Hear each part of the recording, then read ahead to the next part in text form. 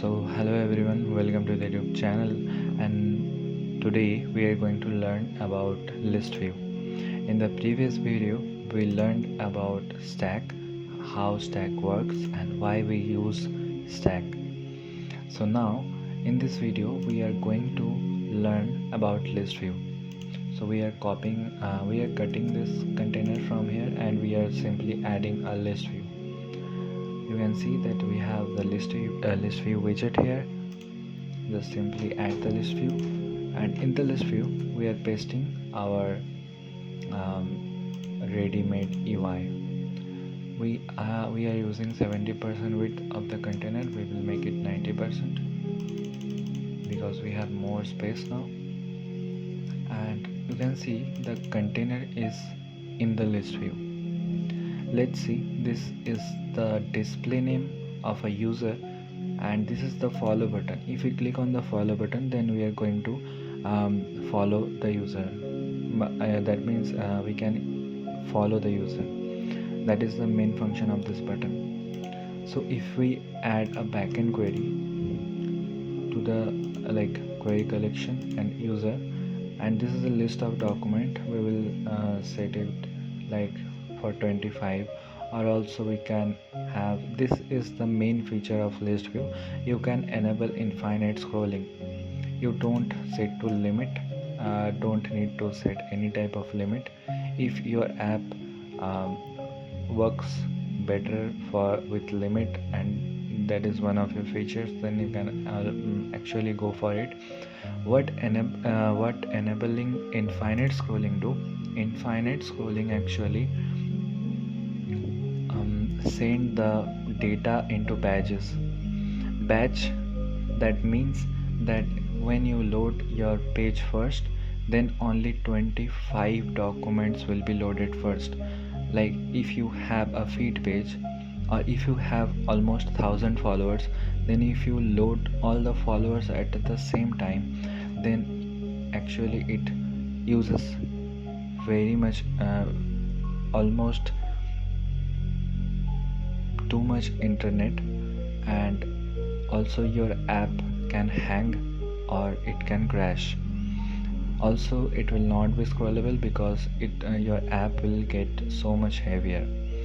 That is why we use enabling infinite scroll, because when we will load the page first, then it will load only 25 followers. And listen for changes means that when you load your page, then if you enable listen for changes, then if a follower unfollows you or changes their name, then it will lively change their name or update the data. And if you not, then only after the refresh it will work or show the data. So I prefer turning off the listen for changes for better better data handling. Yes, creating backend query. So now we have ListView, and in the ListView the main features we get is vertical and horizontal. That means you can have a scrolling system like Instagram or Facebook or like WhatsApp chats. You can create up scrolling or down scrolling option, like this is vertical scroll. And if you want to create a story like option, like if you want your users to scroll your story horizontally, then you can also do it.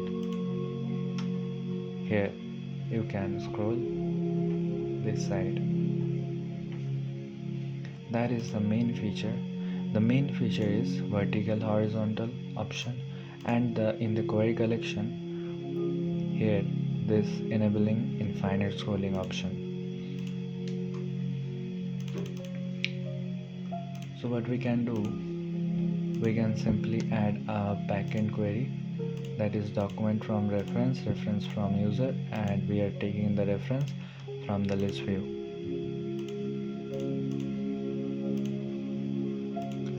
Here we are using the name of the person, that will display the name of the person, and if we click on the follow,